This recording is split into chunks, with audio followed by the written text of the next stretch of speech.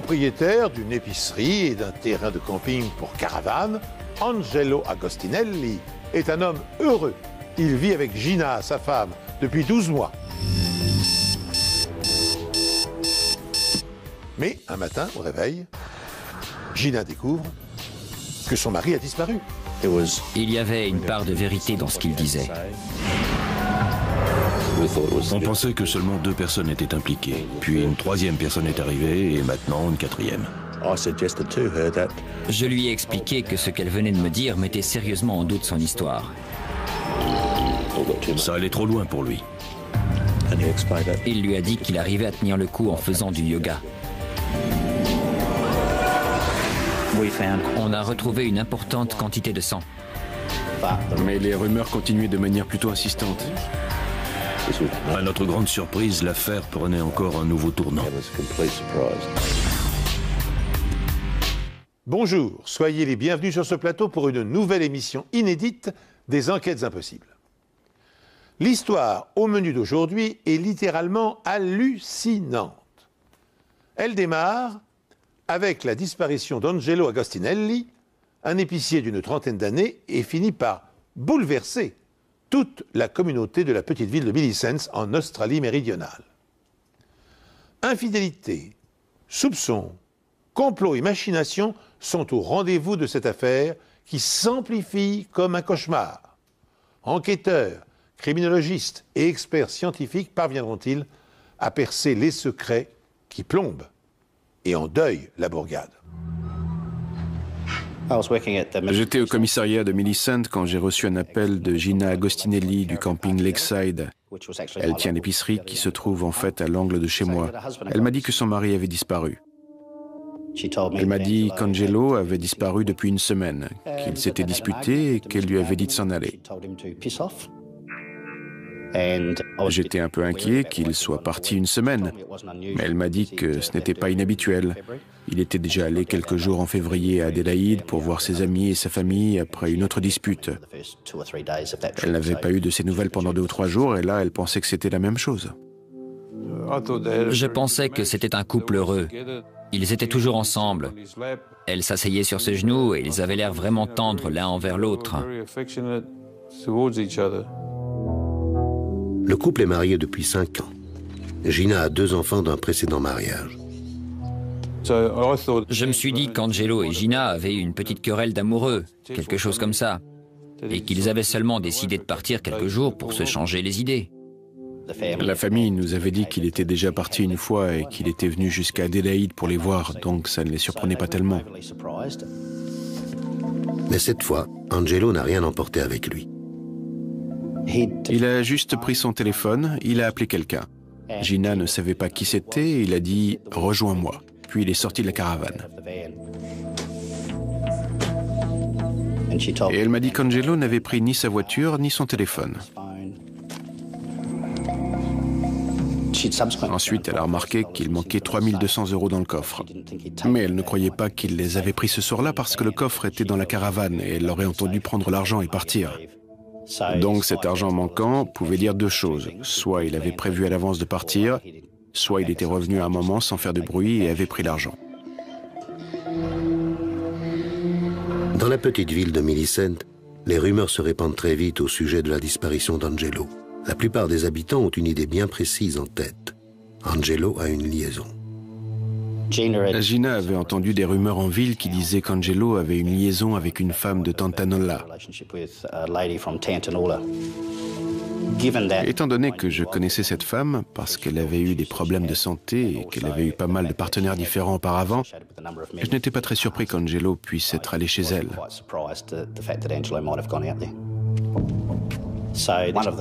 L'une des premières choses à faire était d'aller à Tantanola et vérifier si quelqu'un l'avait vu à cette adresse. J'ai frappé à la porte, j'ai regardé autour de la maison, mais il n'y avait personne. J'ai parlé à des voisins qui m'ont dit que la dernière fois qu'ils avaient vu cette femme, c'était la semaine précédente.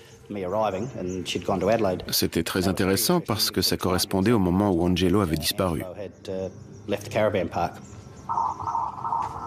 J'étais sûr que le mari était seulement parti parce qu'il s'était disputé.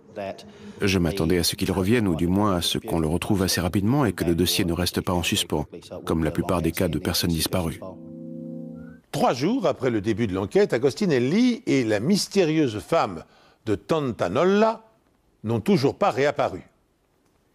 Ont-ils entrepris une escapade amoureuse? La disparition des 3200 € du coffre de la caravane pourrait le laisser penser. Un détail cependant contrarie cette hypothèse et intrigue les policiers. Angelo n'est pas parti avec sa voiture. Et sa voiture, c'est son bien le plus précieux. Je pensais qu'il aurait pu aller chez l'autre femme, mais mon frère ne serait jamais allé nulle part sans sa voiture. Il adorait sa voiture et il adorait conduire. Il ne laissait personne la prendre. J'ai posé à la famille les questions habituelles. Est-ce qu'il jouait? Était-il impliqué dans un trafic de drogue? Avait-il des tendances suicidaires? La police m'a demandé si Angelo était suicidaire ou dépressif. Et j'ai dit non, c'était pas son genre. Mon frère n'a jamais joué, ni pris de drogue. Gina a dit qu'il était un peu stressé par le travail et bien sûr par leur dispute, mais rien ne laissait penser qu'il aurait pu se suicider. La famille décide de faire paraître une annonce dans le journal local. Mais une fois de plus, l'homme de 33 ans ne se manifeste pas. Cette fois, je commençais à penser qu'il y avait seulement 3 scénarios possibles, parce que ça commençait à faire un moment qu'il avait disparu. 1, il est parti avec l'autre femme ou la fameuse personne à qui il a dit « rejoins-moi ». 2, il s'est suicidé, ce qui est très improbable. Et 3, il s'agit d'un meurtre. Ça ne fait rien si tu ne m'appelles pas moi, mais je t'en prie, contacte quelqu'un, qu'on sache où tu es. Angelo Agostinelli a disparu depuis presque 2 semaines. La dernière fois que sa femme l'a vu, ils se sont disputés.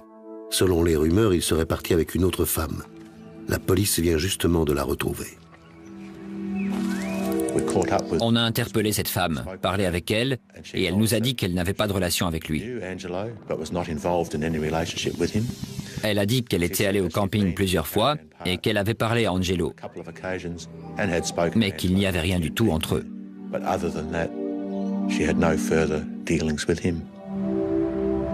Maintenant, un autre bruit court dans la ville. Millicent est une ville intéressante où quasiment tout le monde se connaît et je crois que c'était un des problèmes dans cette affaire. Une rumeur a commencé à circuler selon laquelle Gina avait une liaison avec Gary Lewis. Gary Lewis est le boucher de la ville et il a vécu au camping pendant 6 mois. Gina niait avoir la moindre liaison avec un dénommé Gary.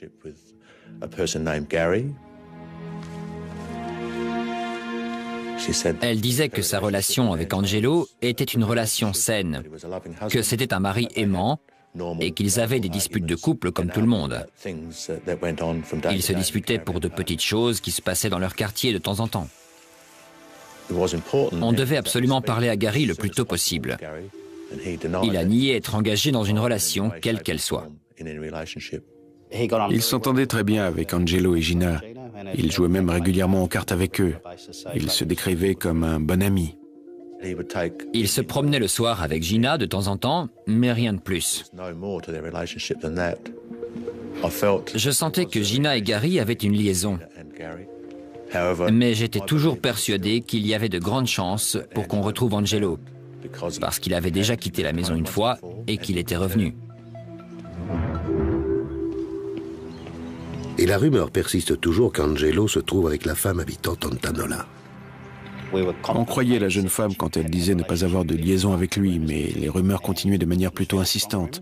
Alors on a laissé des patrouilles pour garder un œil sur sa maison et regarder par les fenêtres pour vérifier qu'Angelo n'était pas là. Dans la ville de Millicent, où tout le monde se connaît, les rumeurs s'amplifient. Angelo s'est-il caché quelque part pour vivre à l'abri une passion amoureuse? Gina entretient-elle une liaison secrète avec Gary Lewis, le boucher, ami du couple? Bientôt, un nouveau commérage commence à circuler. Le jour de la disparition de son mari, Gina s'est sévèrement coupée au bras avec la trancheuse à viande de l'épicerie. On devait découvrir ce qui s'était passé et pourquoi Gina nous l'avait caché. Gina m'a expliqué qu'elle ne s'était pas coupé le bras sur la trancheuse à viande comme elle l'avait raconté à tout le monde. En fait, elle s'était disputée avec Angelo le soir de sa disparition et pendant la dispute, elle avait levé le bras vers lui en pointant son doigt. Lui avait pris un couteau sur le plan de travail, bougé son bras vers elle et c'est en faisant ce geste qu'il l'avait coupé accidentellement. Elle a enveloppé son bras dans une serviette verte et ensuite, elle est allée à la caravane de Gary pour lui demander de la conduire à l'hôpital pour faire soigner sa blessure.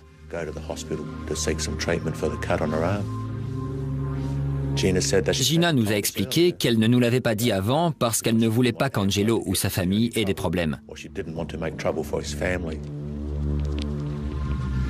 Je lui ai dit que ce qu'elle venait de me raconter mettait sérieusement en doute son histoire et qu'elle était d'une manière ou d'une autre impliquée dans la disparition d'Angelo ainsi que Gary. Elle l'a fortement nié et soutenu qu'elle disait la vérité. Grâce aux analyses médico-légales, la police espère découvrir rapidement la vérité. Gina était nerveuse, mais elle a voulu nous montrer son bras et la caravane. Il y avait des traces de sang sur le tapis à l'intérieur. On avait l'impression que la tache était assez ancienne. Elle n'avait pas l'air très récente. Et étant donné l'heure à laquelle ça s'était passé, il était peu probable que ce soit le sang de sa blessure au bras. Mais j'ai quand même fait un test qui a confirmé que c'était effectivement des traces de sang. Les enquêteurs découpent le tapis pour faire des analyses plus poussées, mais aucune autre trace de sang n'est retrouvée dans la caravane.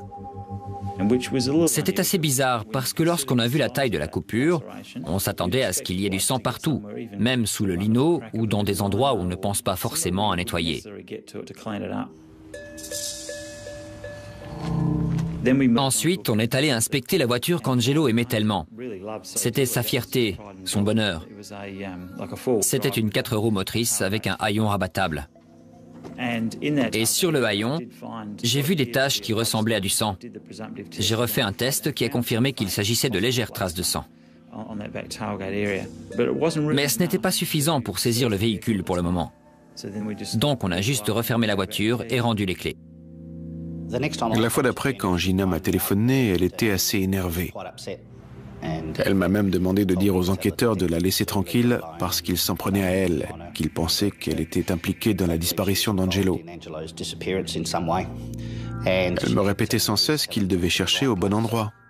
Je lui ai demandé c'est quoi le bon endroit et elle a juste continué à dire le bon endroit.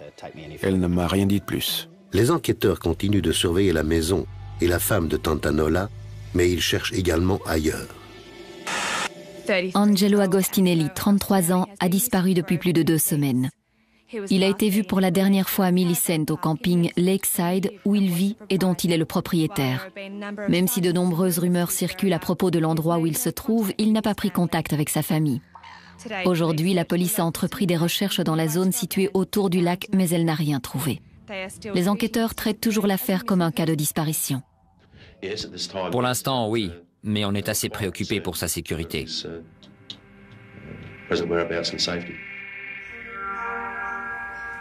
Mais quand la police scientifique retourne examiner plus attentivement la voiture d'Angelo, les enquêteurs pensent tout de suite qu'en réalité, c'est une affaire de meurtre. J'ai eu un pincement au cœur en me disant que j'aurais dû saisir le véhicule. Je me suis tout de suite dit que j'avais fait une erreur. Tandis que les policiers essaient de faire le tri entre rumeurs et faits avérés, la thèse de la fugue amoureuse d'Angelo cède peu à peu le pas sur celle de l'homicide.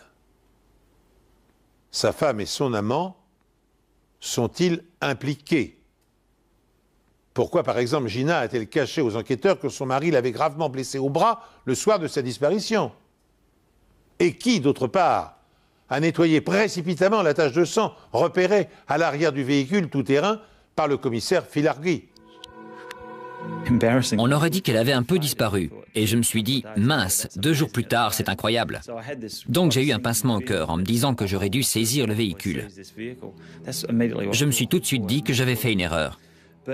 Mais avec le recul, ce n'était probablement pas une mauvaise chose, parce qu'en fait, ça a incité quelqu'un à nettoyer la tache pour qu'on ne la retrouve pas. Et quand on a regardé une seconde fois le véhicule, on a découvert du sang derrière la poignée de porte du haillon. Cela prouvait que le véhicule avait probablement été utilisé pour transporter une personne qui saignait. À ce moment-là, je ne savais pas à qui appartenait le sang ni pourquoi il y en avait dans la voiture. J'en ai parlé à Gina et je lui ai demandé où elle s'était assise dans la voiture quand elle s'était blessé le bras. Elle m'a dit qu'elle était assise devant et qu'elle ne savait pas pourquoi il y avait du sang à l'arrière ou sur le haillon dans la voiture. Le lendemain, un homme habitant l'une des caravanes voisines fournit une explication. Henry Miller nous a raconté qu'un jour, Angelo réparait les fenêtres d'une des caravanes à côté de sa voiture et qu'il s'était coupé avec la perceuse. Je suis revenu, j'ai examiné la caravane qu'Angelo avait prétendument réparée et j'ai pris des photos. J'ai vérifié la fenêtre où il avait utilisé la perceuse pour mettre un rivet. Il n'y avait aucune trace de sang sur la caravane. J'ai bien vérifié. J'essayais soit de confirmer, soit de contredire la version d'Henry Miller. La police scientifique démonte complètement la voiture d'Angelo pour l'examiner. On a retiré l'habillage du haillon et à l'intérieur, sur le mécanisme de fermeture qu'on ne peut pas voir en temps normal, on a découvert environ 10 cm3 ou 10 ml de sang, ce qui représente une importante quantité de sang. Bien loin de la quantité décrite par Henry Miller. On a demandé à Henry combien il avait perdu de sang. Il a dit qu'Angelo avait arrêté le saignement avec un pansement, si je me souviens bien. Donc ce n'était pas cohérent avec la quantité de sang qu'on avait retrouvée dans le haillon. On pense que le sang s'est infiltré par la vitre du haillon à l'intérieur de la serrure. Et la personne qui a nettoyé la vitre n'a évidemment pas démonté le haillon. On a donc retrouvé le sang dans le mécanisme de fermeture, ce qui était une découverte capitale. Ce qui était intéressant, c'est qu'Henry avait été incité par Gina à se souvenir de cette histoire et à la raconter. Ce qui nous laissait penser encore une fois que c'était une histoire inventée pour masquer la vérité. Les enquêteurs envoient à Adélaïde les échantillons de sang prélevés dans la voiture, ainsi que des échantillons du sang de la famille d'Angelo pour faire un test ADN. La police voulait faire le test ADN pour savoir si c'était le sang d'Angelo ou de quelqu'un d'autre à l'arrière de la voiture. Les enquêteurs de la brigade criminelle se rendent aussi à Adélaïde pour faire avancer l'enquête. À ce moment-là, on avait le mauvais pressentiment que la disparition d'Angelo était une affaire criminelle. Mais on ne pouvait pas être sûr à 100% qu'il n'était pas parti avec une autre femme. Les rumeurs allaient toujours bon train à ce sujet dans la ville, donc il était aussi possible qu'il soit en vie, caché quelque part. Pour tenter de découvrir si Angelo se cachait quelque part ou si c'était une affaire de meurtre, ses proches ont fait une déclaration devant les médias. Gina, tout d'abord, qu'avez-vous envie de dire à Angelo? Angelo, où que tu sois, quoi qu'il se soit passé, je t'en prie, reviens. C'est pas grave si tu ne m'appelles pas moi, mais s'il te plaît, appelle quelqu'un pour nous dire où tu es. Je t'en supplie. On a assez de soucis comme ça en ce moment. Je t'en prie, contacte quelqu'un, s'il te plaît. Eda, que voulez-vous dire à Angelo? Je voudrais dire à Angelo qu'il nous manque vraiment et que ça ne lui ressemble pas du tout. Pourquoi est-ce qu'il n'appelle pas l'un de nous? Ce qu'il a fait n'a aucune importance. On s'en fiche. On fait tous des erreurs dans la vie et la vie doit continuer. On peut l'aider et on est là pour l'aider, quoi qu'il arrive. Je suis retourné avec ma famille à Millicent, au camping. Avec ma sœur, on a fait passer un message à la télé, en pensant qu'Angelo le verrait et qu'il appellerait la famille ou quelqu'un, ou même que quelqu'un qui l'aurait vu appellerait la police.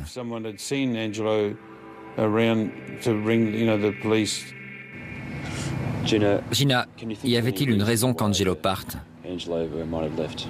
Non, aucune.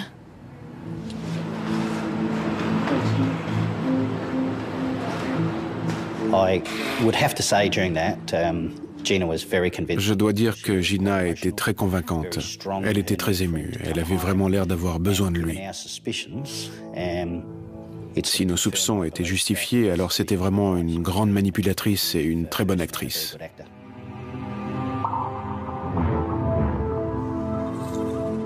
Peu de temps après, Les résultats des tests ADN arrivent. Le sang retrouvé dans la voiture est effectivement celui d'Angelo Agostinelli. Bien que l'appel télévisé de Gina soit pathétique, les policiers ne sont pas convaincus de sa sincérité. C'est pourquoi ils décident de mettre sur écoute sa ligne téléphonique ainsi que celle de Gary. Ils espèrent que si le couple a comploté pour tuer Angelo et faire disparaître son corps, il échangera des informations compromettantes. Mais les conversations qu'ils enregistrent sont d'une nature totalement imprévue.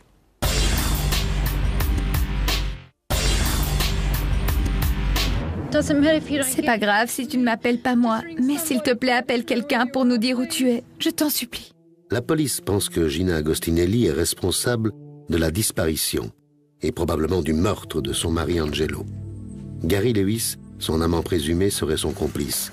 Mais après la mise sur écoute de leur caravane, un nouveau suspect apparaît. On ne pensait pas du tout qu'il pouvait y avoir d'autres personnes impliquées dans la disparition, en plus de Gina et Gary. Puis on a entendu ce qu'a dit une des voisines. Il était évident qu'il y avait au moins une troisième personne impliquée dans cette affaire et qu'elle savait beaucoup de choses. Cette personne s'appelle Helen Miller. C'est une bonne amie de Gina et elle explique à la police que c'est elle qui a lavé la serviette dont s'est servie Gina le soir, où elle a été blessée au bras.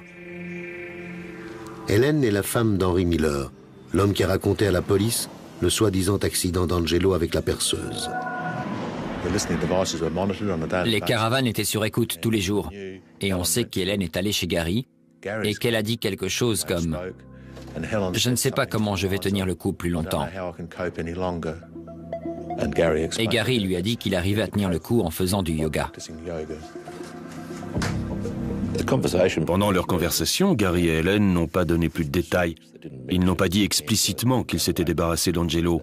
Mais vu le ton de la conversation, c'était évident qu'ils parlaient de ça. On devait absolument parler à Helen.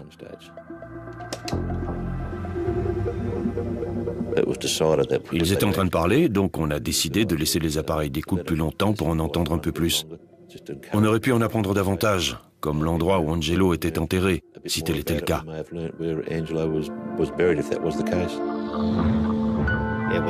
Il était temps qu'on prenne en considération l'hypothèse qu'Angelo ait été mis dans la voiture et abandonné quelque part. Donc on a commencé à chercher dans le parc national de Canunda. Les enquêteurs n'ont retrouvé aucune trace d'Angelo Agostinelli malgré des recherches approfondies dans les zones broussailleuses de Millicent, au sud-est du pays. Il aurait quitté le camping Lakeside après une dispute. Vous avez des pistes ? Je peux confirmer que la nuit de la disparition d'Angelo Agostinelli, après leur dispute, sa femme a été soignée à l'hôpital de Millicent pour une entaille au poignet. Et aussi qu'il y avait du sang dans la voiture d'Angelo. En faisant des recherches, on espérait que ça inciterait Gina et Gary à parler de l'enquête et qu'ils diraient si on cherchait au bon ou au mauvais endroit. On espérait avoir des indices sur l'endroit où chercher. Comme s'ils s'étaient entourés de précautions, Gina et Gary n'échangent aucune confidence compromettante au téléphone. Par contre, la réflexion d'Helen Miller disant mal supporter la situation intrigue suffisamment les policiers pour qu'ils décident de l'interroger. Madame Miller, si vous voulez bien, on va commencer. Dites-nous simplement ce que vous savez, s'il vous plaît. Gary est venu me voir jeudi dans la nuit, à 1h30 environ.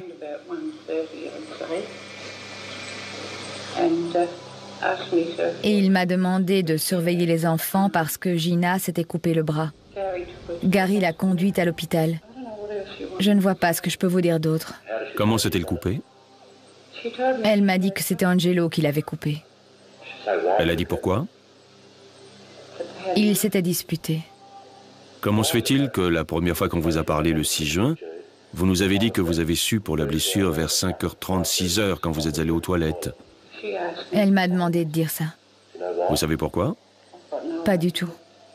Gina a-t-elle tué Angelo?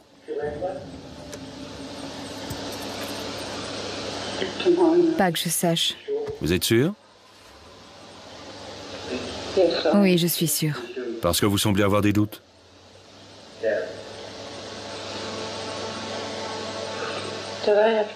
Ils sauront que j'ai dit quelque chose? Tout ce qu'on veut savoir, c'est ce qu'il s'est passé, d'accord? Je sais, mais je ne veux pas qu'ils sachent que j'ai dit quelque chose. L'affaire est très sérieuse et je crois que vous en savez plus que vous ne voulez bien le dire. Je ne sais pas quoi dire.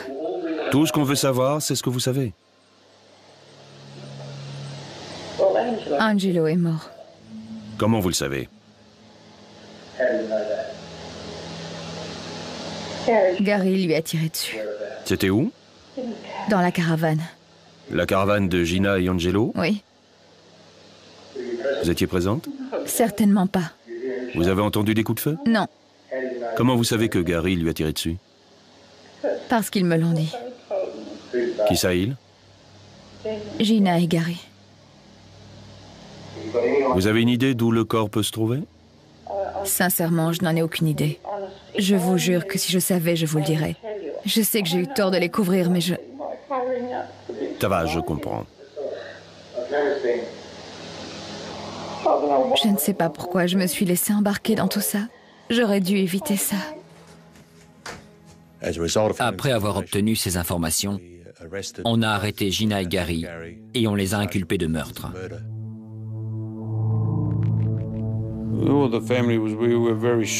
Dans la famille, on était tous très choqués que Gina soit arrêtée. Je ne pensais pas qu'elle était capable de tuer quelqu'un. Je ne voulais pas y croire.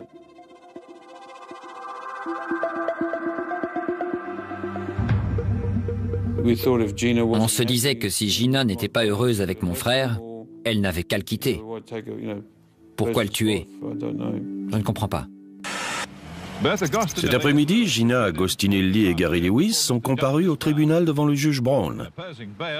Pour s'opposer à la liberté sous caution, l'assistant du procureur Graham Smith a expliqué que la police craignait que Gary Lewis ne s'en prenne à leur témoin le plus important, une femme.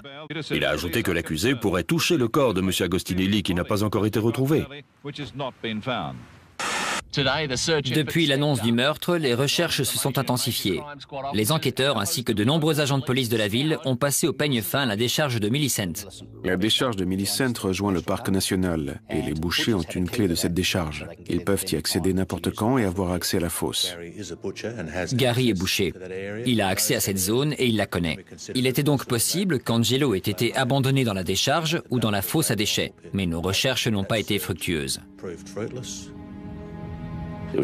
On a décidé d'interroger à nouveau Helen Miller pour voir ce qu'elle savait d'autre, ou si elle nous cachait des choses. On a appris que Gary n'avait pas tué Angelo avec une arme à feu, mais qu'il l'avait poignardé. C'est au moment où Gary poignardait Angelo que Gina s'est pris un coup de couteau au poignet. L'affaire est sur le point d'être bouclée. Gina Agostinelli et Gary Lewis sont accusés de meurtre et maintenus en détention. Mais reste aux policiers à déterminer la part de responsabilité qui incombe à chacun. Pour cela, ils doivent savoir où le cadavre d'Angelo a été déposé pour pouvoir procéder à une autopsie, tout simplement. Dans un premier temps, Gina accepte de collaborer. Puis, elle se rétracte. Fort heureusement, Gary Lewis accepte d'indiquer l'emplacement exact où gît le corps.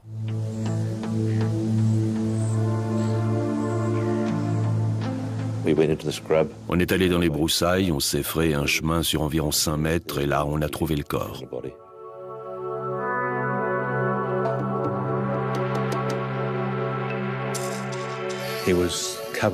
Il était recouvert de brindilles et de branches, mais il était toujours visible. Après avoir enlevé les branches et les brindilles du haut de son corps, on a pu voir qu'il portait un pull avec les mots « Lakeside, Delhi » écrit dessus. Et à ce stade, on était quasiment certain qu'il s'agissait bien du corps d'Angelo Agostinelli.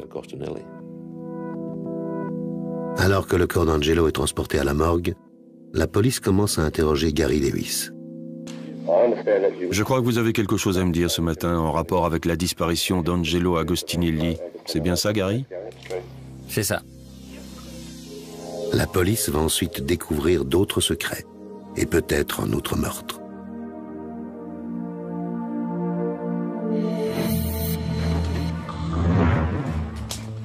Le corps de la victime a été découvert à 10 mètres du sentier dans le parc national de Canunda, près de Millicent, à 11 heures. Bien que l'identification officielle n'ait pas encore été faite, la police n'a aucun doute sur le fait qu'il s'agit du propriétaire du camping âgé de 33 ans. Alors que les enquêteurs attendent les résultats de l'autopsie, Gary Lewis se livre totalement et explique à la police qu'il a été manipulé pour commettre ce meurtre. Je suis allé à l'épicerie un soir et il y avait une longue file d'attente. Il engueulait Gina. Il avait souvent des sautes d'humeur. Il se plaignait tout le temps pour des tas de choses. Il s'en prenait toujours aux enfants. C'est à ce moment-là qu'on est devenu très proche avec Gina. Tout ce que je sais, c'est que je voulais seulement aider Gina. Il expliquait qu'il s'était rapproché peu à peu de Gina et qu'elle répétait sans cesse qu'elle voulait qu'Angelo meure. Ce qui est arrivé la nuit où Gina l'a fait venir dans sa caravane. De quoi avez-vous parlé avec Gina, vous vous souvenez? Elle voulait que je le tue ce soir-là. Vous êtes allé dans la caravane? Oui. Dites-moi ce que vous avez vu à l'intérieur. Angelo était allongé sur le lit. Elle est allée dehors. Je suis resté dans la chambre. Je ne savais pas quoi faire. Ensuite, elle est revenue dans la caravane. Je me suis excusé et elle est retournée dehors encore une fois. J'étais pris au piège. Il s'est réveillé et Gina est arrivée juste à ce moment-là. Il a essayé de se lever du lit. Il est tombé et il s'est cogné la tête sur le bord de la table de nuit. Ensuite, Gary nous a dit qu'ils avaient emmené Angelo dehors, qu'ils l'avaient mis à l'arrière de la voiture et qu'ils avaient roulé vers l'hôpital pour le soigner. Et pendant le trajet, Gina insistait pour qu'ils finissent le travail. Et que disait Gina? Elle me criait dessus. Pourquoi? Pour que je le fasse. Elle voulait que je le tue pour elle et pour les enfants. Elle me harcelait. Même quand on s'est arrêté et qu'on l'a sorti de la voiture. Vous vous rappelez où c'était? Non, sur le bord de la route. Il voulait sortir pour vomir. D'accord. Et ensuite, dites-moi ce qui s'est passé. Gina a commencé à me crier dessus pour que je le fasse. Elle insistait. Je ne sais pas ce qui s'est passé. J'ai juste tendu la main avec un couteau et j'ai senti un craquement.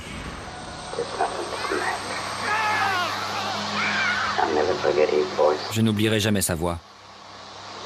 Il criait « Pourquoi tu me fais ça ?» Combien de fois vous l'avez poignardé? Juste une fois.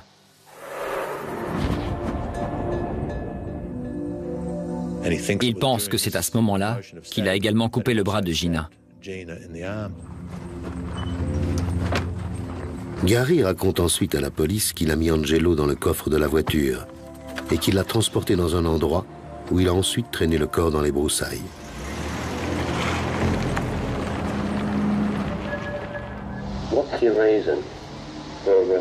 Pourquoi vous avez fait ça? Vous avez une liaison avec Gina? Non. Comment vous définiriez votre relation avec Gina? On est très bons amis. Rien de plus? C'est arrivé seulement une fois ou deux depuis toute cette histoire. Quoi donc? On a couché ensemble.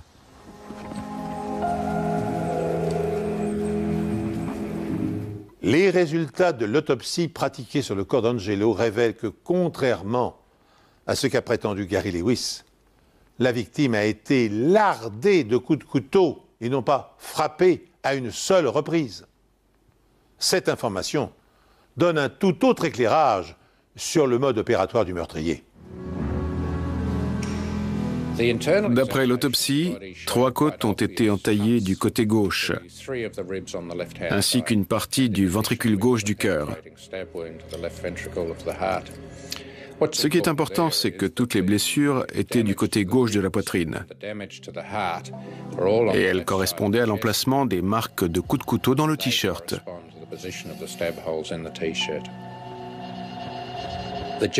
Le pull, quant à lui, n'avait qu'une seule marque.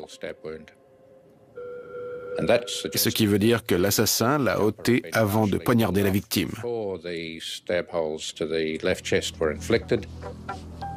Il est possible qu'il ait donné un ou plusieurs coups après la mort, peut-être après avoir déplacé le corps.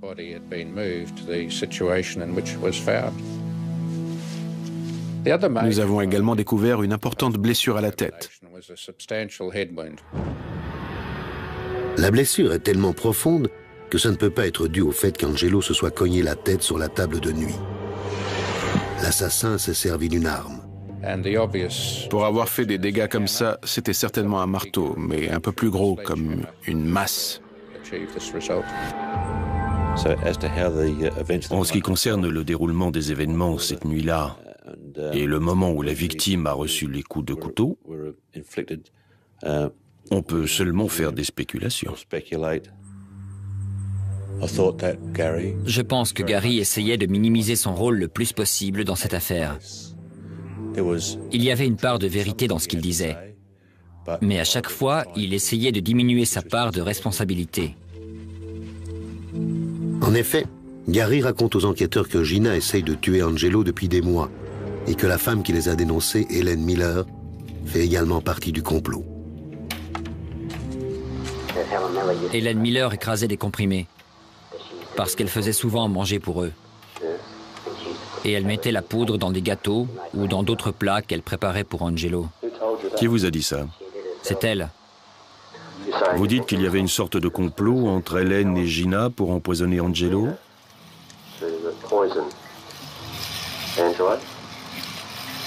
C'est tout ce que je peux en conclure, si elle mettait des médicaments dans sa nourriture. On est allé voir Helen et on lui a dit qu'elle était impliquée dans le meurtre. Elle a avoué qu'elle avait fait des choux à la crème, qu'elle avait écrasé 18 comprimés et qu'elle les avait mis dans 6 choux pour essayer de tuer Angelo. Mais la machination ne s'arrête pas là. Gary mentionne également la participation du fils d'Hélène, Adrian, dans les tentatives de meurtre contre Angelo.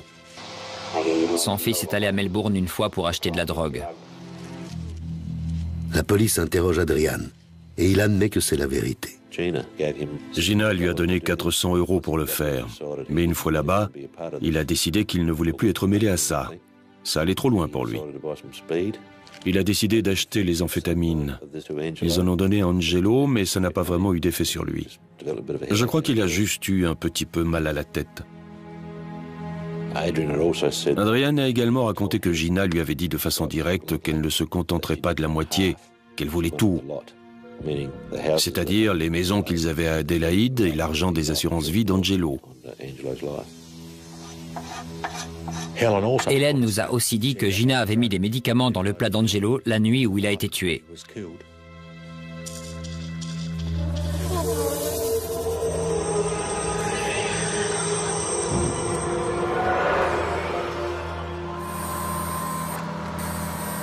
La police scientifique procède à une analyse toxicologique du corps de la victime. Les analyses ont révélé un faible taux d'un médicament appelé diazépam. Le diazépam est vendu sous différents noms, le plus connu étant le Valium. Adrian et Helen Miller sont inculpés de complicité de meurtre, mais ils ont encore beaucoup de choses à raconter à la police. À notre grande surprise, l'affaire prenait encore un nouveau tournant. On a découvert qu'il y avait peut-être un second meurtre.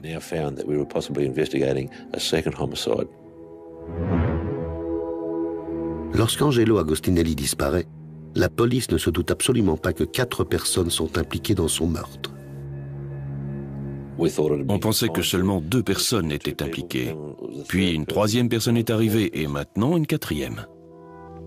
Cette 4e personne, Adrian Miller, déclare maintenant à la police que Gary Lewis a tué un autre homme.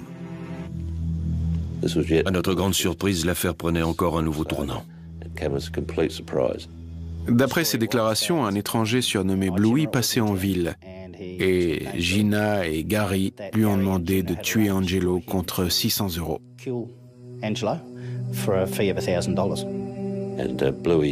Bluey a apparemment demandé plus d'argent. Le ton est monté entre lui et Gary l'a tué. Bluey aurait été tué dans la maison où Gary vivait avant d'habiter au camping. Adrian a dit à la police qu'il était allé dans la maison et qu'il avait vu une grosse tache sur le tapis. Donc, quand les enquêteurs se sont rendus sur les lieux, ils ont pu le confirmer. Mais la tache avait été nettoyée avec des produits chimiques, donc les traces de sang étaient assez difficiles à trouver.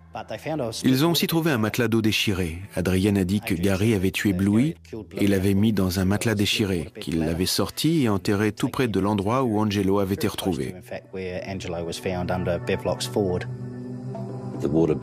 On a inspecté le matelas, on a fait des tests et il y avait très peu de sang. Le sang n'appartenait à aucune des personnes impliquées dans l'affaire. Alors, à qui appartenait-il? On a également retrouvé un morceau de papier dans la maison avec les mots « Gina, 600 €. Ce qui renforçait notre idée que Bluey existait bel et bien. Je suis allé revoir Gary en prison et je lui ai parlé de Bluey. Bluey n'existe pas. Je l'ai inventé. Quand Hélène et Adrian se sont mis d'accord pour se débarrasser d'Angelo, j'ai senti la pression commencer à monter. La seule chose que j'ai trouvée, c'était d'inventer Bluey. Vous leur avez dit autre chose sur ce que vous avez fait du corps?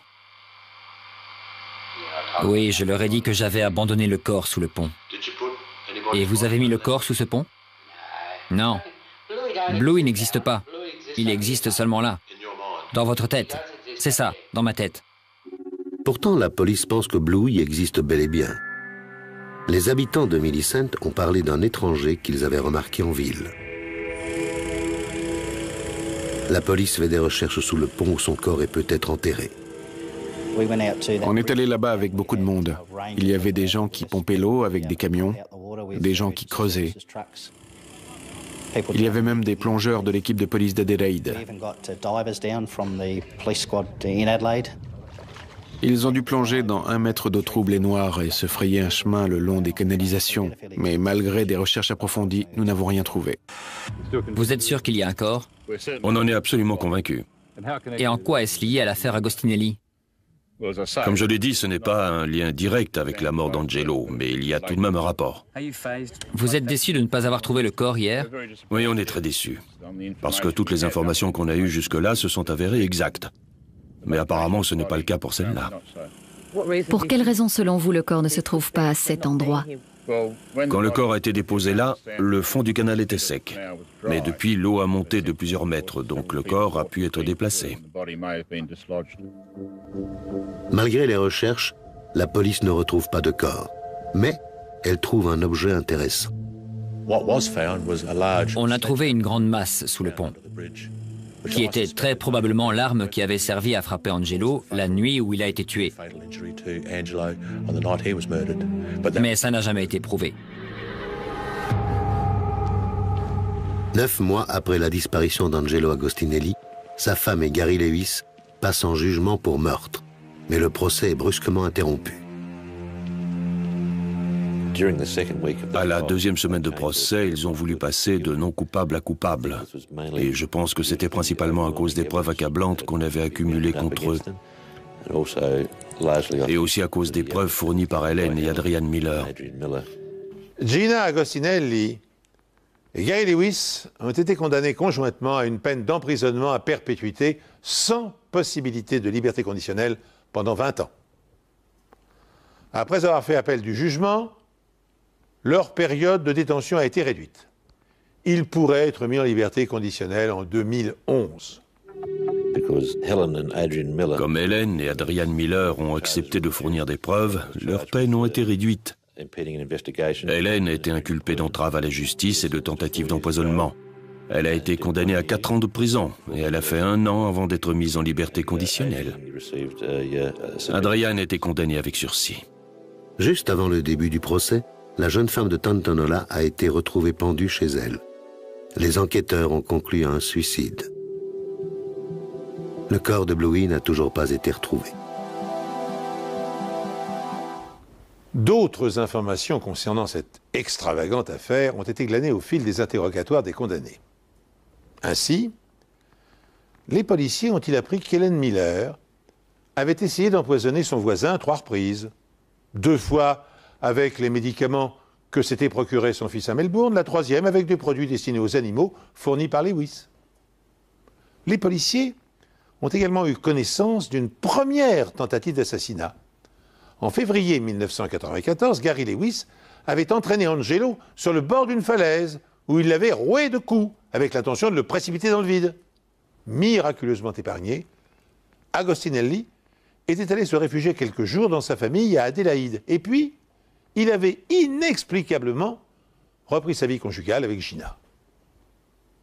Le cas du mystérieux Bluey est plus troublant encore. S'agit-il d'un personnage inventé comme le prétend Gary Lewis? Ou est-il la victime d'un second meurtre qui n'aurait jamais été élucidé? Le témoignage des habitants de Millicent signalant la présence d'un étranger en ville, les traces de sang découvertes sur le matelas et le billet sur lequel était écrit 1 000 $ de la main de Gina tendent à prouver que cet homme a bel et bien existé. Dans ce cas, les comploteurs l'auraient éliminé sans autre forme de procès. Ainsi se termine cet étrange épisode. Merci pour votre fidélité. J'aurai le plaisir de vous retrouver sur cette antenne pour une prochaine enquête impossible.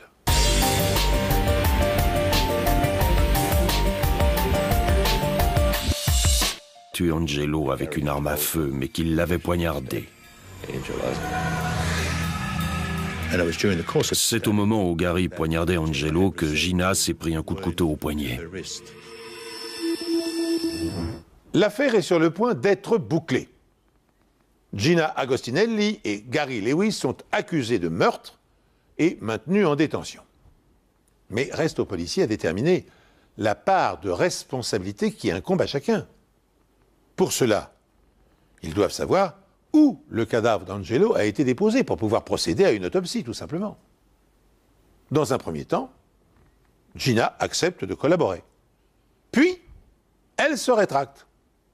Fort heureusement, Gary Lewis accepte d'indiquer l'emplacement exact où gît le corps.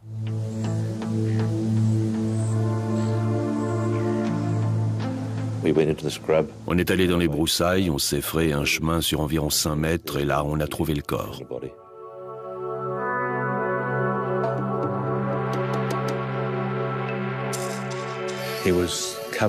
Il était recouvert de brindilles et de branches, mais il était toujours visible. Après avoir enlevé les branches et les brindilles du haut de son corps, on a pu voir qu'il portait un pull avec les mots « Lakeside, Delhi » écrit dessus. Et à ce stade, on était quasiment certain qu'il s'agissait bien du corps d'Angelo Agostinelli. Alors que le corps d'Angelo est transporté à la morgue, la police commence à interroger Gary Lewis. Je crois que vous avez quelque chose à me dire ce matin en rapport avec la disparition d'Angelo Agostinelli. C'est bien ça, Gary? C'est ça. La police va ensuite découvrir d'autres secrets, et peut-être un autre meurtre.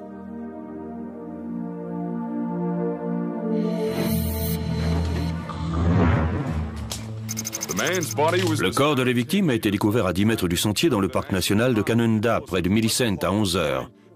Bien que l'identification officielle n'ait pas encore été faite, la police n'a aucun doute sur le fait qu'il s'agit du propriétaire du camping âgé de 33 ans. Alors que les enquêteurs attendent les résultats de l'autopsie, Gary Lewis se livre totalement et explique à la police qu'il a été manipulé pour commettre ce meurtre. Je suis allé à l'épicerie un soir et il y avait une longue file d'attente. Il engueulait Gina. Il avait souvent des sautes d'humeur. Il se plaignait tout le temps pour des tas de choses. Il s'en prenait toujours aux enfants.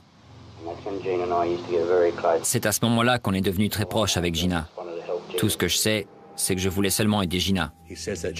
Il expliquait qu'il s'était rapproché peu à peu de Gina et qu'elle répétait sans cesse qu'elle voulait qu'Angelo meure. Ce qui est arrivé la nuit où Gina... Les traces de sang étaient assez difficiles à trouver. Ils ont aussi trouvé un matelas d'eau déchiré. Adrienne a dit que Gary avait tué Bluey et l'avait mis dans un matelas déchiré, qu'il l'avait sorti et enterré tout près de l'endroit où Angelo avait été retrouvé.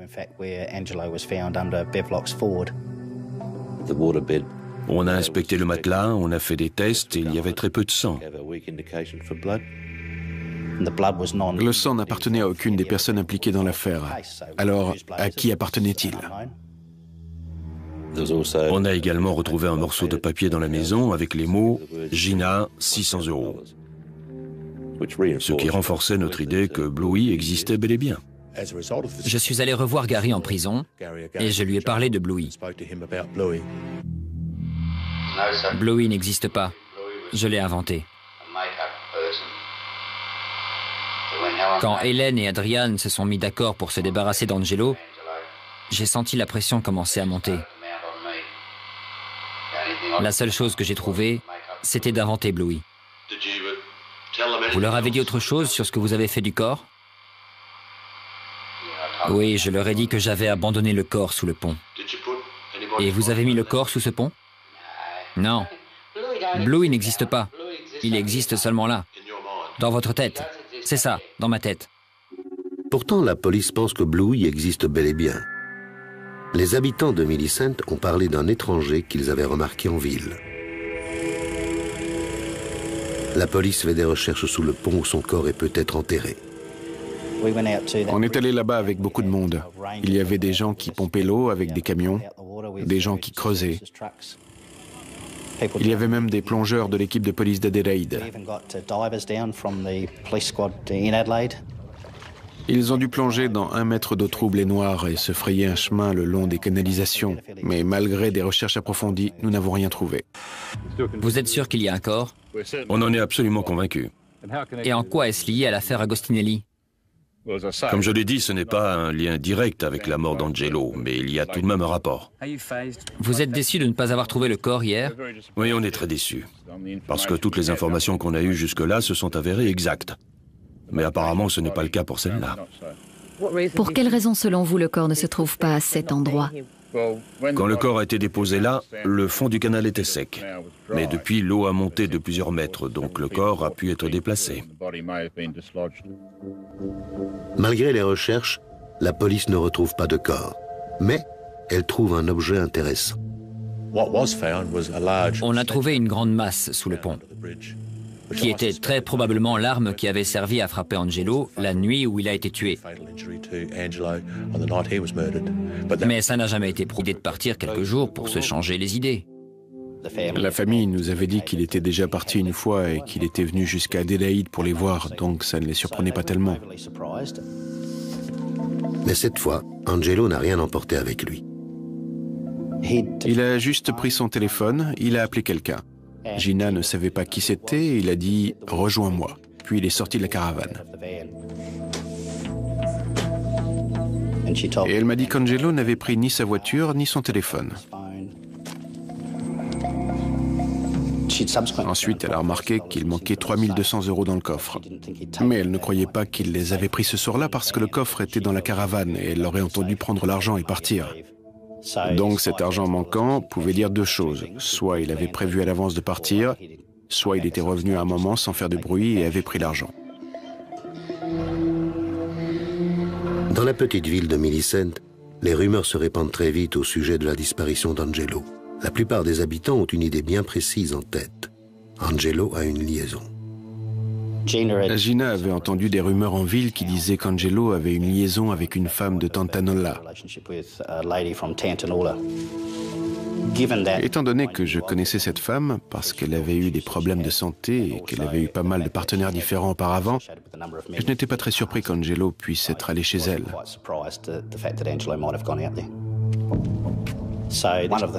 L'une des premières choses à faire était d'aller à Tantanola et vérifier si quelqu'un l'avait vu à cette adresse. J'ai frappé à la porte, j'ai regardé autour de la maison, mais il n'y avait personne. J'ai parlé à des voisins qui m'ont dit que la dernière fois qu'ils avaient vu cette femme, c'était la semaine précédente. C'était très intéressant parce que ça correspondait au moment où Angelo avait disparu. J'étais sûr que le mari était seulement parti parce qu'il s'était disputé. Je m'attendais à ce qu'il revienne, ou du moins à ce qu'on le retrouve assez rapidement et que le dossier ne reste pas en suspens, comme la plupart des cas de personnes disparues. 3 jours après le début de l'enquête, Agostinelli et la mystérieuse femme de Tantanola n'ont toujours pas réapparu. Ont-ils entrepris une escapade amoureuse? La disparition des 3200 € du coffre de la caravane pourrait le laisser penser. Un détail cependant contrarie cette hypothèse et intrigue les policiers. Angelo n'est pas parti avec sa voiture. Et sa voiture, c'est son bien le plus précieux. Je pensais qu'il aurait pu aller chez l'autre femme, mais mon frère ne serait jamais allé nulle part sans sa voiture. Il adorait sa voiture et il adorait conduire. Il ne laissait personne la prendre. J'ai posé à la famille les questions habituelles. Ça va, je comprends. Je ne sais pas pourquoi je me suis laissée embarquer dans tout ça. J'aurais dû éviter ça. Après avoir obtenu ces informations, on a arrêté Gina et Gary et on les a inculpés de meurtre.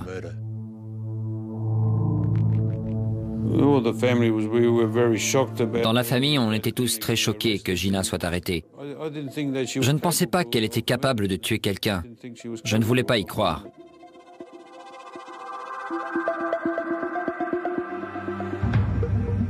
On se disait que si Gina n'était pas heureuse avec mon frère, elle n'avait qu'à le quitter. Pourquoi le tuer? Je ne comprends pas. Cet après-midi, Gina Agostinelli et Gary Lewis sont comparus au tribunal devant le juge Brown. Pour s'opposer à la liberté sous caution, l'assistant du procureur Graham Smith a expliqué que la police craignait que Gary Lewis ne s'en prenne à leur témoin le plus important, une femme. Il a ajouté que l'accusé pourrait toucher le corps de M. Agostinelli qui n'a pas encore été retrouvé. Depuis l'annonce du meurtre, les recherches se sont intensifiées. Les enquêteurs ainsi que de nombreux agents de police de la ville ont passé au peigne fin la décharge de Millicent. La décharge de Millicent rejoint le parc national et les bouchers ont une clé de cette décharge. Ils peuvent y accéder n'importe quand et avoir accès à la fosse. Gary est boucher. Il a accès à cette zone et il la connaît.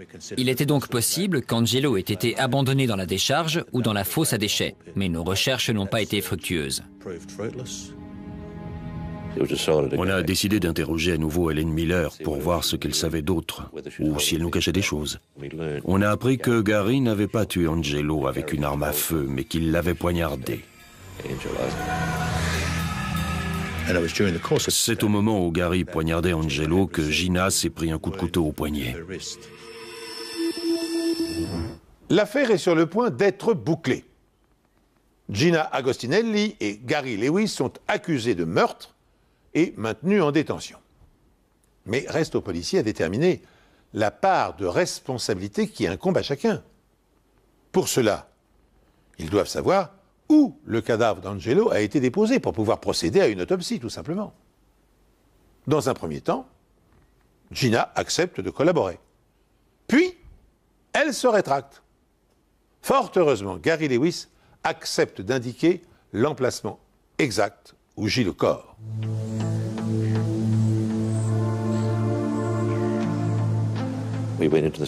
On est allé dans les broussailles, on s'est frayé un chemin sur environ 5 mètres et là, on a trouvé le corps.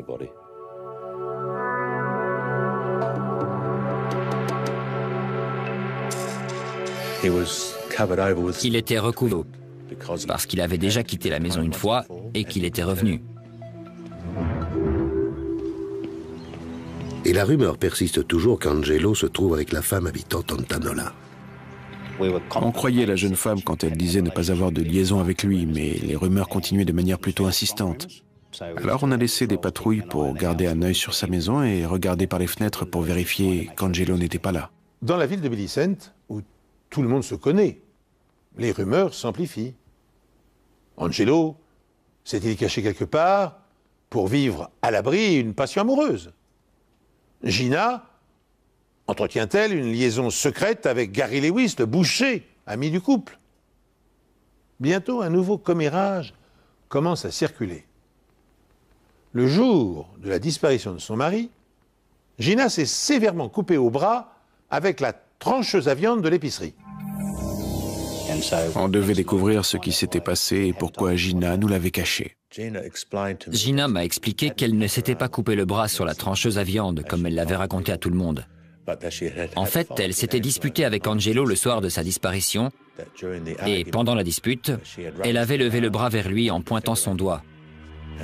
Lui avait pris un couteau sur le plan de travail, bougé son bras vers elle, et c'est en faisant ce geste qu'il l'avait coupé accidentellement.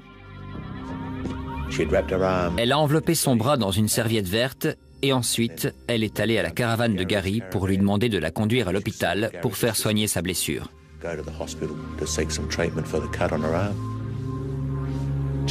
Gina nous a expliqué qu'elle ne nous l'avait pas dit avant parce qu'elle ne voulait pas qu'Angelo ou sa famille aient des problèmes.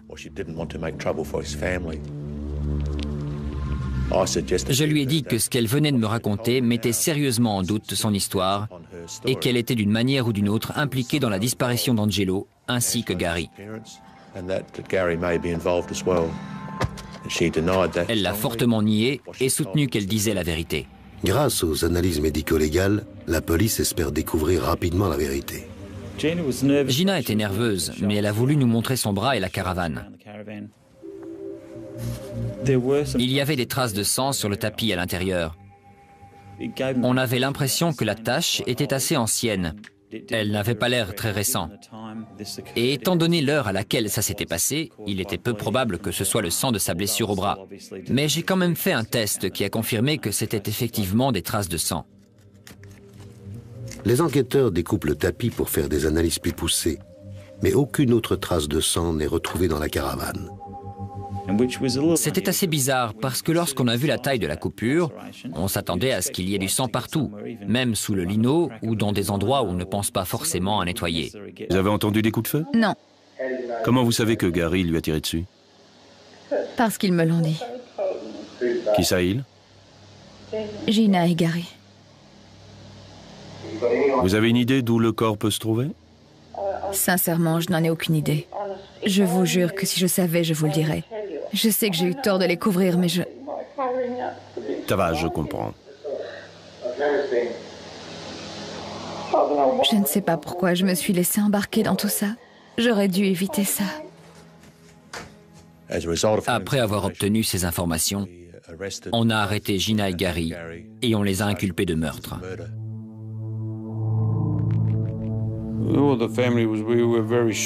Dans la famille, on était tous très choqués que Gina soit arrêtée. Je ne pensais pas qu'elle était capable de tuer quelqu'un. Je ne voulais pas y croire.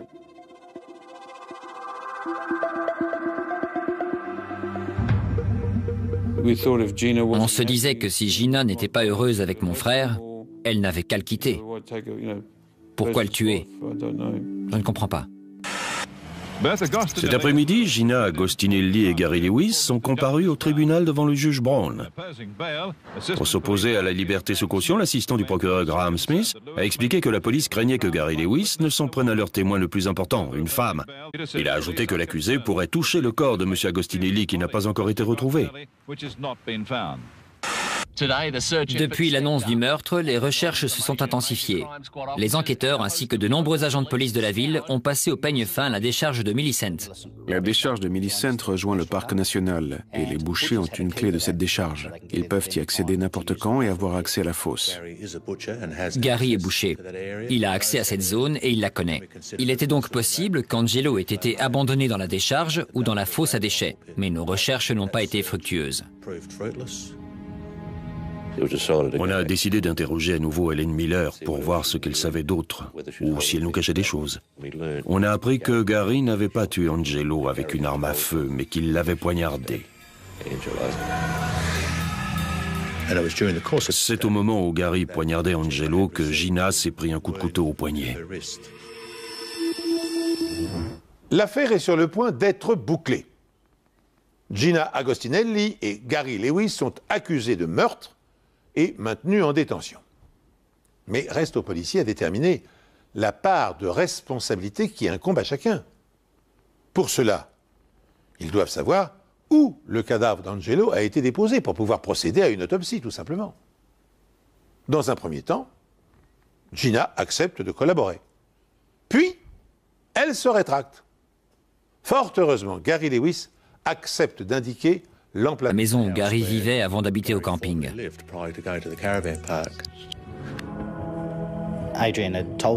Adrian a dit à la police qu'il était allé dans la maison et qu'il avait vu une grosse tache sur le tapis.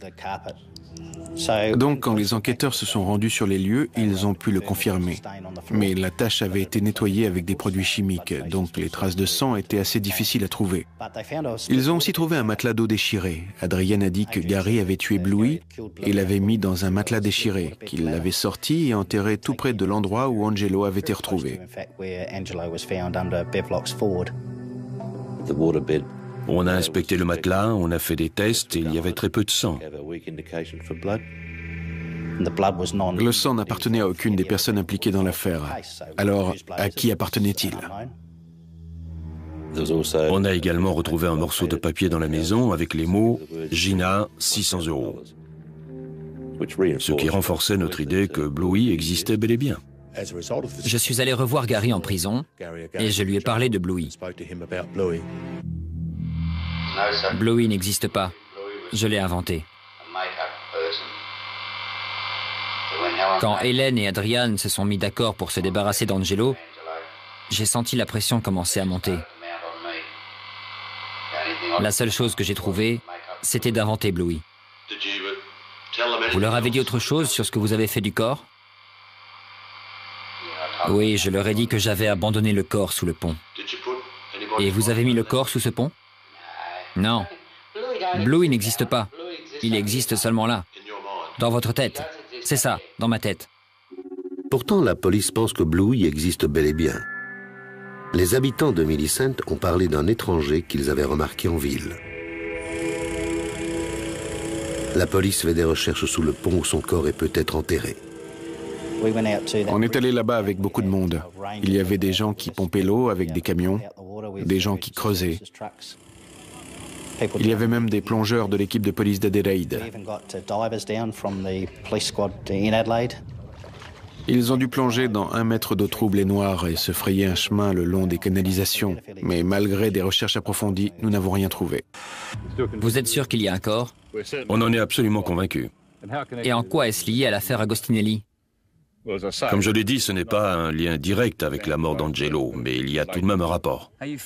Vous êtes déçu de ne pas avoir trouvé le corps hier? Oui, on est très déçus. Parce que toutes les informations qu'on a eues jusque-là se sont avérées exactes. Mais apparemment, ce n'est pas le cas pour celle-là. Pour quelle raison, selon vous, le corps ne se trouve pas à cet endroit? Quand le corps a été déposé là, le fond du canal était sec. Mais depuis, l'eau a monté de plusieurs mètres, donc le corps a pu être déplacé. Normal. On a découvert environ 10 cm3 ou 10 millilitres de sang, ce qui représente une importante quantité de sang. Bien loin de la quantité décrite par Henry Miller. On a demandé à Henry combien il avait perdu de sang. Il a dit qu'Angelo avait arrêté le saignement avec un pansement, si je me souviens bien. Donc ce n'était pas cohérent avec la quantité de sang qu'on avait retrouvé dans le haillon. On pense que le sang s'est infiltré par la vitre du haillon à l'intérieur de la serrure. Et la personne qui a nettoyé la vitre n'a évidemment pas démonté le haillon. On a donc retrouvé le sang dans le mécanisme de fermeture, ce qui était une découverte capitale. Ce qui était intéressant, c'est qu'Henry avait été incité par Gina à se souvenir de cette histoire et à la raconter. Ce qui nous laissait penser encore une fois que c'était une histoire inventée pour masquer la vérité. Les enquêteurs envoient à Adélaïde les échantillons de sang prélevés dans la voiture, ainsi que des échantillons du sang de la famille d'Angelo pour faire un test ADN. La police voulait faire le test ADN pour savoir si c'était le sang d'Angelo ou de quelqu'un d'autre à l'arrière de la voiture. Les enquêteurs de la brigade criminelle se rendent aussi à Adélaïde pour faire avancer l'enquête. À ce moment-là, on avait le mauvais pressentiment que la disparition d'Angelo était une affaire criminelle.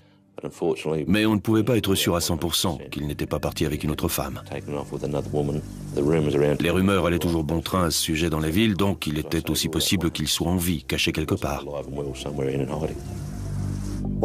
Pour tenter de découvrir si Angelo se cachait quelque part ou si c'était une affaire de meurtre, ses proches ont fait une déclaration devant les médias. Gina, tout d'abord, qu'avez-vous envie de dire à Angelo? Angelo, où que tu sois, quoi qu'il se soit passé, je t'en prie, reviens. C'est pas grave si tu ne m'appelles pas moi, mais s'il te plaît, appelle quelqu'un pour nous dire où tu es. Je t'en supplie. On a assez de soucis comme ça en ce moment. Je t'en prie, contacte quelqu'un, s'il te plaît. Eda, que voulez-vous dire à Angelo? Je voudrais dire à Angelo qu'il nous manque vraiment et que ça ne lui ressemble pas du tout. Pourquoi est-ce qu'il n'appelle pas l'un de nous? Ce qu'il a fait n'a aucune importance. On s'en fiche. On fait tous des erreurs dans la vie et la vie doit continuer. On peut l'aider et on est là pour l'aider, quoi qu'il arrive. Je suis retourné avec ma famille à Millicent, au camping. Avec ma sœur, on a fait passer un message à la télé, en pensant qu'Angelo le verrait et qu'il appellerait la famille ou quelqu'un, ou même que quelqu'un qui l'aurait vu appellerait la police.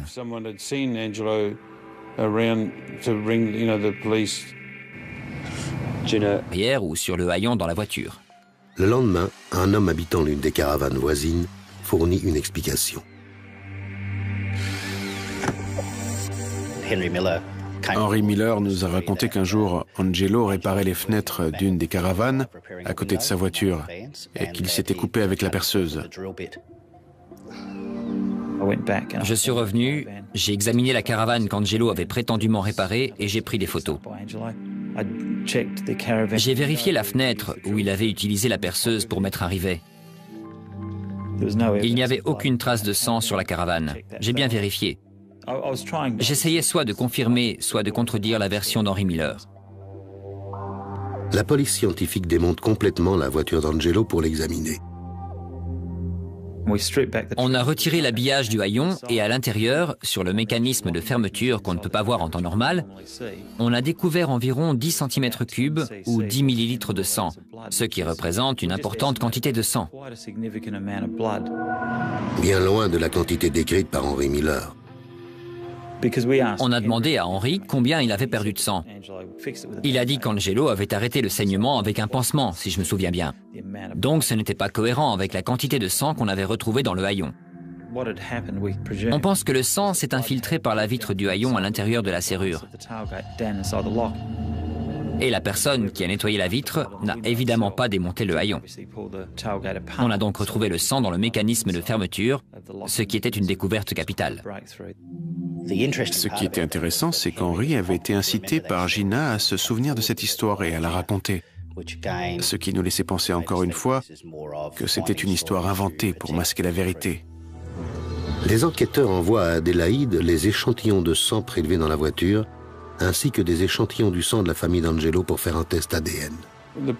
La police voulait faire le test ADN pour savoir si c'était le sang d'Angelo ou de quelqu'un d'autre à l'arrière de la voiture. Les enquêteurs de la brigade criminelle se rendent aussi à Adélaïde pour faire avancer l'enquête. À ce moment-là, on avait le mauvais pressentiment que la disparition d'Angelo était une affaire criminelle.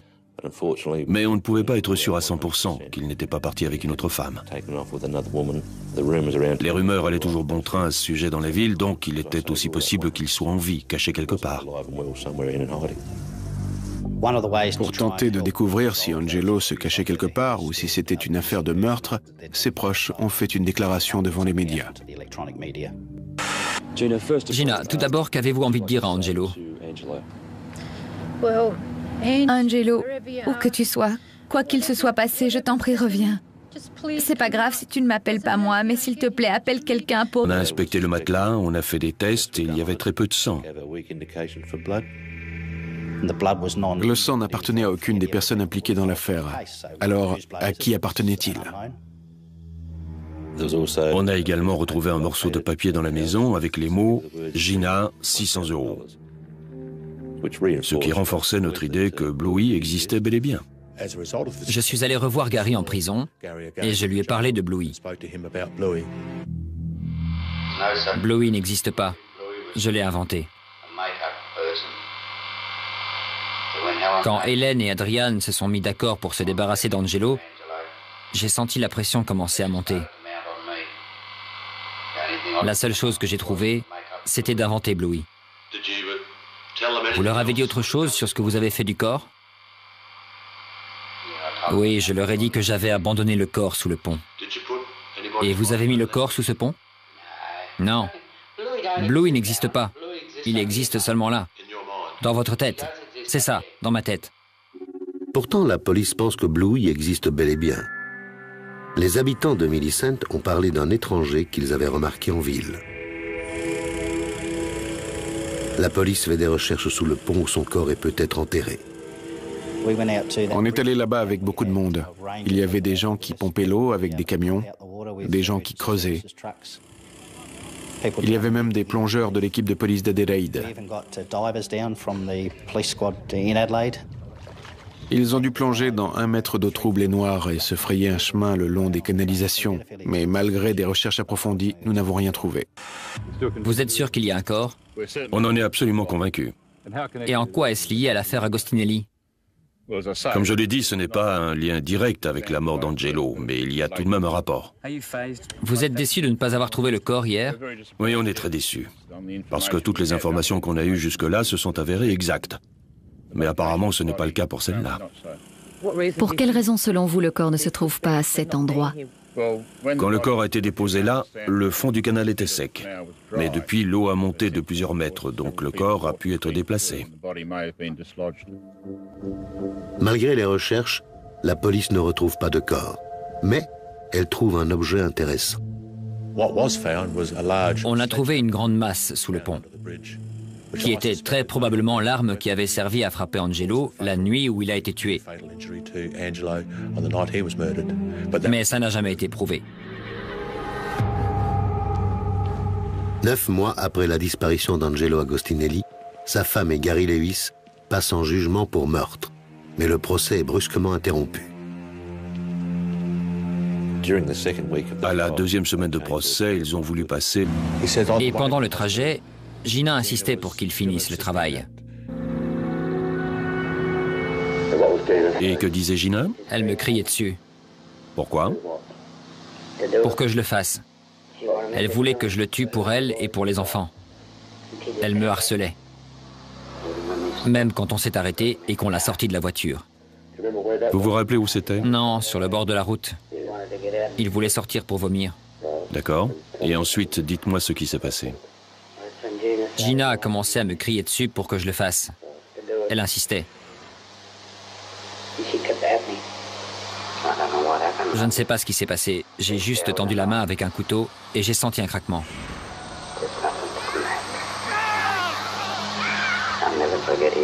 Je n'oublierai jamais sa voix. Il criait « Pourquoi tu me fais ça ?» Combien de fois vous l'avez poignardé? Juste une fois.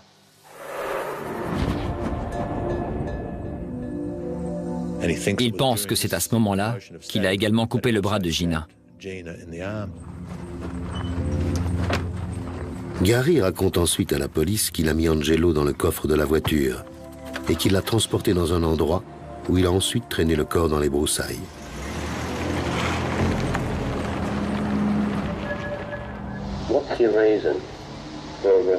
Pourquoi vous avez fait ça? Vous avez une liaison avec Gina? Non. Comment vous définiriez votre relation avec Gina? On est très bons amis. Rien de plus? C'est arrivé seulement une fois ou deux depuis toute cette histoire. Quoi donc? On a couché ensemble.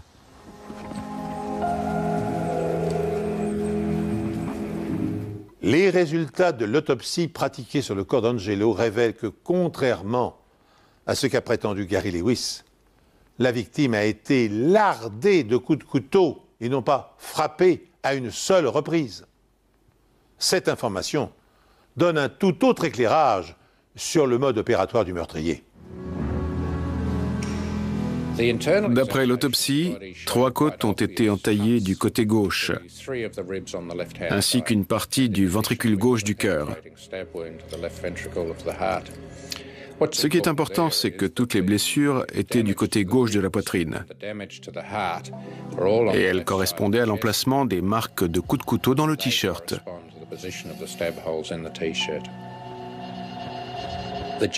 Le pull, quant à lui, n'avait qu'une seule marque. Ce qui veut dire que l'assassin l'a ôté avant de poignarder la victime.